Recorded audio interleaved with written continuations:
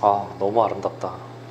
쓴맛의 강도가 현저히 줄었고요. 강배전 원두지만 되게 고소하게 애프터 테이스트가 쓴맛이 계속 맴돌았었다면 지금은 애프터 테이스트까지 쭉 단맛이 이어져요.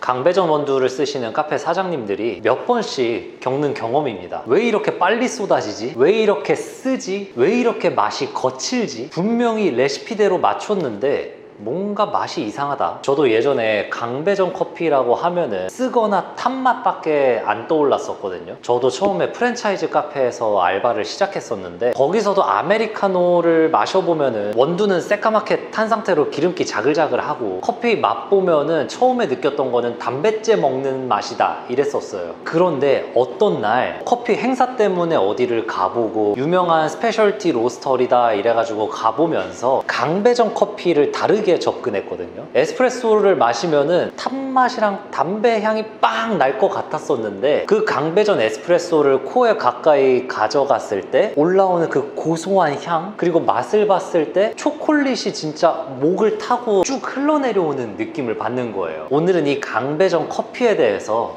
얘기를 풀어나가 볼 것입니다. 일단 강배전 원두라는 거에 대해서 설명을 해볼게요. 우리는 초록 색깔 생두를 로스팅을 하면서 점차적으로 익혀 나갑니다. 그러면서 약배전 커피가 되고 중배전 커피가 되고 강배전 커피가 됩니다. 약배전 커피는 좋은 생두를 가지고 와가지고 그 생두가 갖고 있는 본연의 향미를 잘 살려서 타이밍에 맞게 빼주는 작업. 만약에 좋은 고기가 있으면 이 좋은 고기를 살짝 샤샤샥 구워가지고 이 고기가 갖고 있는 베스트 컨디션을 맛볼 수 있게끔 좋은 고기를 적절히 익힌다. 그런데 강배전 커피는 생각을 해보자고요. 처음에 로스팅을 하다가 얘네가 수분의 폭발 같은 현상으로 타다닥 팝이 터지기 시작했어요. 그거를 우리는 1차 팝이라고 하고 1차 팝이 터지면서 콩의 발연이 시작되고 열을 더더더 가해주면서 이제 2차 팝이라는 게 터지기 시작해요. 그러면 2차 팝 이후를 우리는 뭐 강배전이다 이러는 데도 있고 한참 더 가서 강배전이다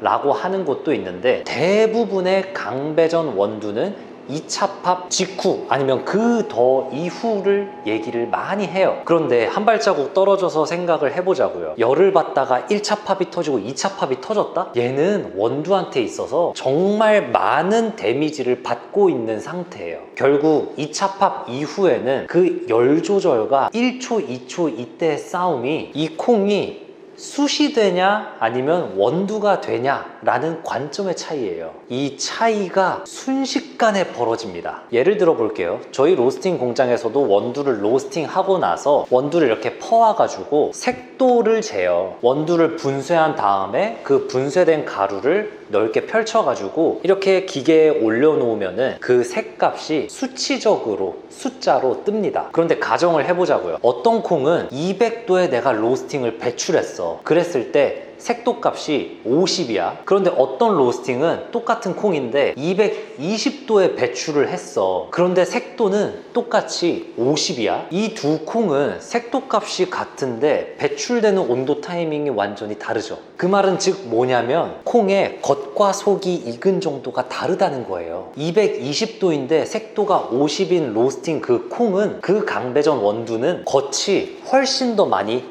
탔겠죠. 속은 그에 비해서 좀 덜 익었을 테고 그러면 이 로스팅된 강배전 커피는 훨씬 더 쓴맛을 많이 낼 수도 있어요. 겉이 그을렸으니까. 그에 반해 200도 배출하고 색도값이 50이었다 이 콩은 아까 220도짜리 콩보다 훨씬 더 균일하게 속이 익었겠구나 라고 생각을 할 수 있겠죠. 그래서 아무리 강배전 커피다 강배전 원두다 하더라도 로스팅을 어떻게 했고 포인트를 어떻게 잡았는지에 따라서 이 콩이 쓰거나 탐향이나 부정적인 발연도가 완전히 다르다라는 거예요. 그런데 이 부분에서도 의견 차이는 좀 있습니다. 만약에 콩을 되게 속까지 겉과 속이 균일하게 익혔어. 그러면 맛이 단순하다라는 단점이 있을 수가 있어요. 그런데 좋은 점은 만약에 그 원두를 내가 우리 카페에서 사용을 해. 겉과 속이 좀 균일하게 익었다 보니까 추출의 편차가 좀 덜 나겠죠. 반대로 생각해 볼게요. 겉이 더 많이 그을렸어. 속은 조금 덜 익었어. 얘는 커피 맛을 보면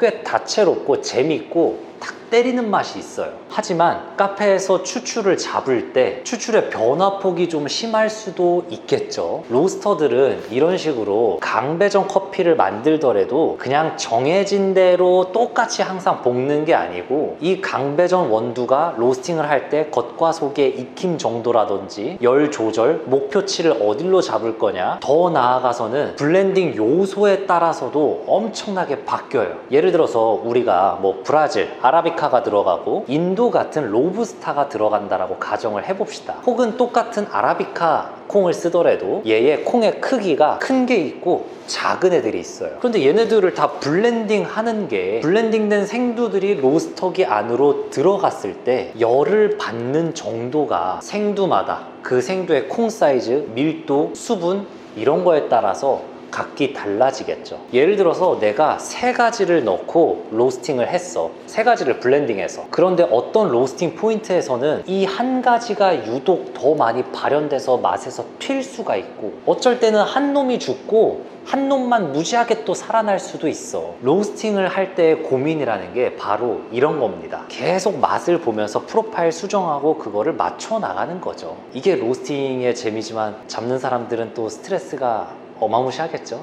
그러면 어떤 사람들은 이런 얘기도 해요. 중배전 원두의 추출 레시피를 강배전 원두 추출 레시피로 적용할 때 왜 맛이 없게 나오는가. 우리가 보통은 중배전 원두를 추출할 때 뭐 1대2 비율 얘기하고 도직량을 20g짜리 바스켓에 뭐 20g을 담고 이런 얘기들을 하죠. 그런데 강배전 원두라는 거는 아까 로스팅에서 열을 받으면서 1차 팝, 2차 팝을 지나가면서 원두의 부피가 커집니다. 그래서 똑같은 생두를 로스팅해서 중배전으로 만든 거랑 강배전으로 만든 거랑 원두 도직량을 똑같이 20g씩 담아 보잖아요. 쌓이는 높이가 달라요. 그래서 일반적으로 안내하는 그 도직량, 원두 부피가 크기 때문에 많이 쌓이고 헤드 스페이스라는 커피 퍽 천장의 공간이 부족해지는 현상도 꽤 겪는 거고요. 추출량도 생각을 해볼게요. 강배전은 세포를 많이 벌려놓은 거죠. 그래서 추출을 하다 보면은 얘네들이 초반에 성분이 좀 빠르게 나온다 이런 얘기도 하고 훨씬 더 잘 녹여내진다 라고 말을 해요. 그 반대로 약배전 커피, 약배전 원두는 세포를 조금 벌린 거잖아요. 그렇기 때문에 얘는 추출할 때 잘 끌고 나오도록 노력을 해야 된다라고 얘기합니다. 제가 한번 지금 강배전 원두를 바로 추출을 해볼게요. 원두는 저희 강배전 원두 2차 팝 조금 더 넘어간 단계입니다. 그라인더는 미토스 마이1에다가 달고 해볼게요.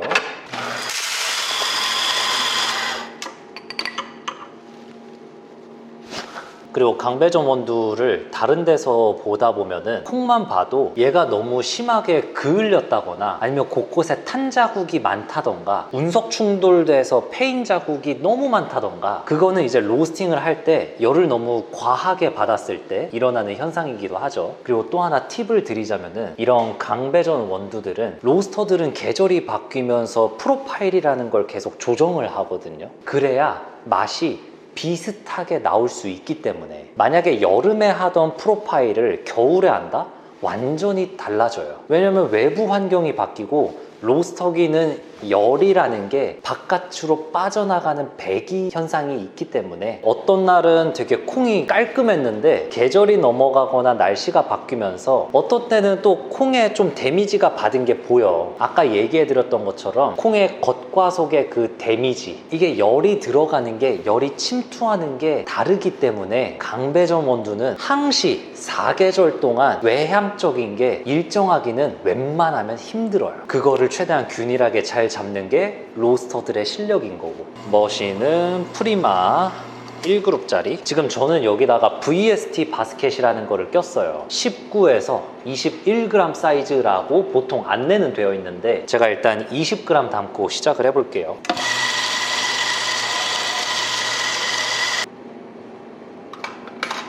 지금 이미 20g을 담았는데 높이가 꽤 높게 쌓입니다. 이렇게 체결했다가 이게 화면에는 나올지 모르겠는데 나사 자국이 꽤 희미하게 찍혀 있거든요. 그러니까 바스켓 사이즈가 좀 크더라도 강배전 원두는 부피감이 꽤 있습니다. 이런 거를 잘 확인을 해줘야 되고요. 그래서 저는 오히려 조금 더 안전하게 19.5g으로 줄여볼게요. 살짝만. 19.4. 지금도 체결했다가 빼보고 완전히 깔끔하네요. 그러면 19.5g을 담았고 만약에 1대2 비율로 추출을 한다면 39g이겠네요. 그만큼을 추출해 볼게요. 이거 저울 새로 샀더니 아주 좋네요. 저번 브이로그 편에서 살짝 나왔는데 아주 만족해요. 너무 아름다워.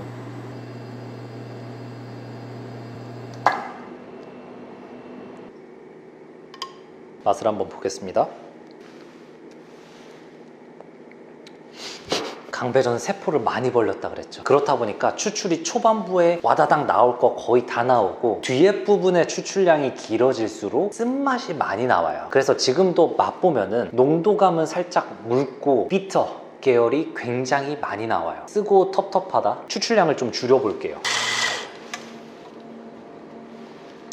혹시나 보시는 분들이 좀 불편해 하실 수도 있는데 제가 여기도 지금 강배전 원두가 들어갔어요. 공포일보 아니에요? 차 문 닫을 때 손가락을 넣어버렸어요. 지금 그나마 한두 달 지났는데 피멍이 계속 좀 들어있어요.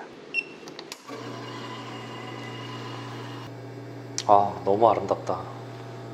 추출량을 34g까지 줄여본 겁니다.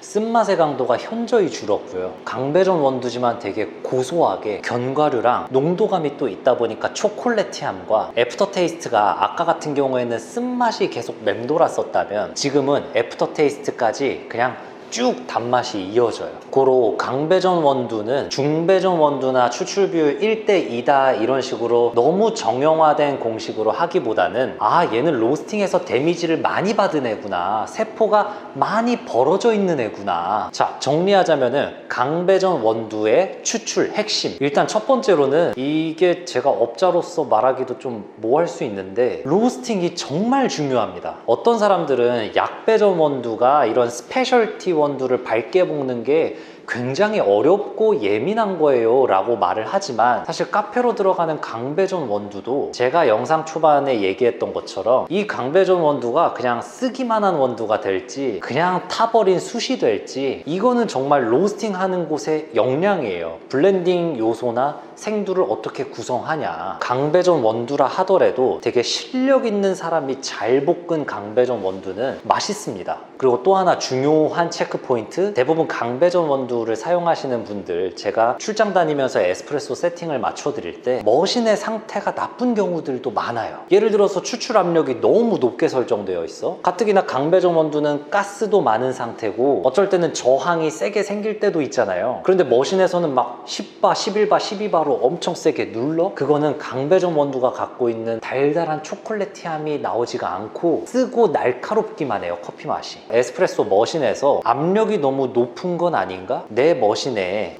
물이 떨어지는 이 유량이 너무 센 건 아닌가? 혹은 아까 원두를 받아서 헤드스페이스, 그룹 헤드에 찍혔냐 안 찍혔냐를 봤었잖아요. 이러한 머신의 상태도 체크를 해야 된다. 저는 예전에 강배전 커피를 추출할 때는 이 강배전 원두가 나쁜 요소가 많으니까 가려야 된다라고 생각을 했어요. 그런데 어느 순간부터는 강배전 원두도 적절하게 잘 녹여내는 게, 잘 추출하는 게 더 맛있다라고 생각을 하게 된 거예요. 그래서 제가 이 의견에 대해서 저희 로스터들과 함께 얘기를 해봤거든요. 그랬을 때 어떤 의견이 나왔었냐면, 옛날에는 로스팅에 대한 정보도 없어, 로스팅 데이터 프로파일이라든지 열의 조절이라든지 이런 관념이 잘 없을 때, 그렇게 예전 시대 때는 데이터화를 시키지 못하니까 말 그대로 강배전 원두가 그렇게 품질이 좋지 않았던 거야. 그러니까 어떻게? 로스팅에서는